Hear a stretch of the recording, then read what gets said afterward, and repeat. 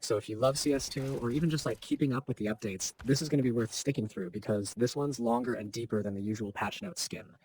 So let's start with what everybody always wants to know first whenever there's a patch, and that's the maps. You load up the game, hit matchmaking, and boom, there it is, new names in the pool.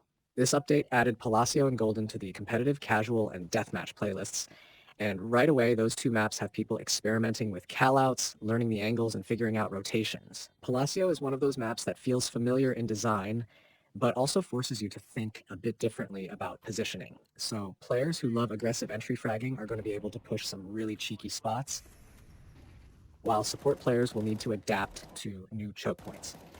Golden, on the other hand, is visually very distinct, and it feels almost like a hybrid of traditional Counter-Strike layouts with some more modern pacing. What I'm hearing from a lot of players is that Golden rewards map knowledge even more than Palacio. So if you're the type who likes to grind out matches and memorize grenade throws, this one's for you. And then there's the Wingman crowd, which always has its own little meta going on. Rooftop and Transit have been added to that playlist, and I have to say, they're a breath of fresh air.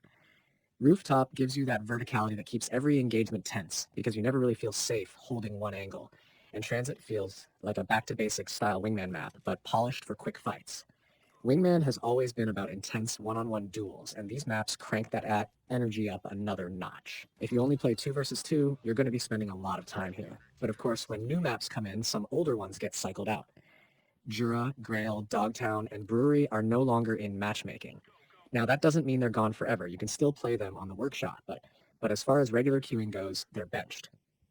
This is always a mixed bag for the community, because some people genuinely loved those maps, especially Dogtown, but Valve is keeping the pool fresh. Think about it. If the matchmaking maps never rotated, things would stagnate. With these changes, you're always forced to adjust, and that keeps both casual and competitive players on their toes. Now let's talk about the armory, because cosmetics matter. People pretend sometimes that they don't care, but the truth is, everybody notices when someone walks into a match with some flashy new charm or sticker on their gun. This update added the missing link charms, which are all community made, so you're literally holding designs from people who love the game as much as you do. There's something really cool about rocking a charm knowing it came from another player's creativity. Then there's the Dr. Boom charms, which are grenade shaped, and honestly, these are just fun. They don't affect gameplay, obviously, but that little detail of having a mini explosive hanging off your gun adds personality. On top of that, the update brought in 2 sticker collections, the 2025 Community Sticker Set and Sugarface 2. The Community Sticker Set has a bunch of variety, so you'll definitely find something that fits your vibe, while Sugarface 2 is playful and colorful, the kind of collection that stands out when you slap it on a gun. But with new things coming in, some older sets were removed. Gallery Case, Graphic Collection, and Character Craft are gone from the armory now, which might actually make the prices of those items shift on the Steam market. That's something worth keeping an eye on if you trade or collect. Now, one of the sneaky but very impactful gameplay tweaks in this patch revolves around the scoreboard and the way deaths are counted. From now on, if you die to a C4 detonation, that's going to add to your death count. Before, some people were kind of cheesing their stats by not getting marked down if the bomb explosion killed them after time or after a round ended. That's over now. It's a small fix on paper, but if you care about your personal scoreboard, it's going to stand out. Another change in the gameplay section involves the Zeus X27, that one-shot taser everyone loves messing around with in deathmatch. Valve has put a limit on how the killstreak bonus works with the Zeus. Before, if you were good with it, you could chain ridiculous amounts of Zeus kills and farm points in deathmatch. Now it's capped, so it's more balanced and doesn't let people troll the mode as hard. The sniper scope changes are fascinating because they directly affect how precision players experience the game. There was a bug where scopes that were more than 1 pixel wide had a slight visual offset, meaning that the scope's center point wasn't quite aligned properly. That's been fixed. But even bigger than that, scoped weapons now show visual inaccuracy inside the scope. This means when you're scoped in, you'll get real-time feedback about whether your shot will land dead center or if there's spread due to movement, accuracy penalties, or timing. That's huge for snipers because it lowers the skill ceiling a little for quick scoping, but increases fairness by letting players know the exact risk of pulling the trigger. Expect AWP and Scout players to be adjusting to this for a while because it changes the rhythm of when you take a shot and when you wait half a second longer to settle. Another subtle but interesting change involves keychains, those little charms hanging off your weapon. Now, when a player makes an audible footstep, their keychain does a slight visual jolt. It's small, but it makes weapons feel more physically grounded and reactive. It's the kind of detail that doesn't change the meta at all, but enhances the immersion. And CS2 has been slowly layering in more of those touches since launch. On the spectator side, there are improvements too. New camera transitions have been added on some maps, and they take the shortest path through the level to the next spectated target. If you've ever watched a stream or demo and felt disoriented when the camera whipped around between players, this is meant to fix that. It makes viewing smoother, which is great for people casting matches or even just teammates watching after they're dead.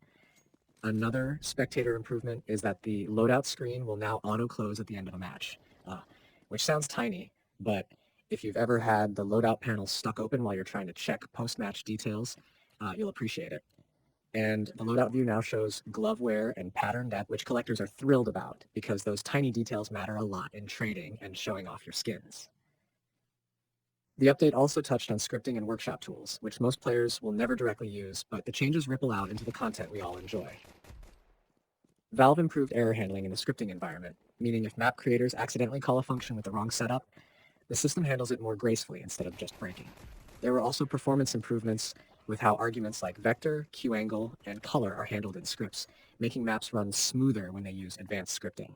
Some old overloads were deprecated in favor of new ones that accept a single object parameter, which is more modern coding style.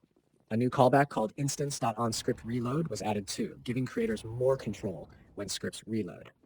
If you're not into the technical side, all of this basically means custom maps will become more stable, more creative, and less likely to crash you out of nowhere. Hammer, the map editing tool, also got some love. They've added a lattice deformer and a simple bend deformer, which are tools for shaping geometry in flexible ways.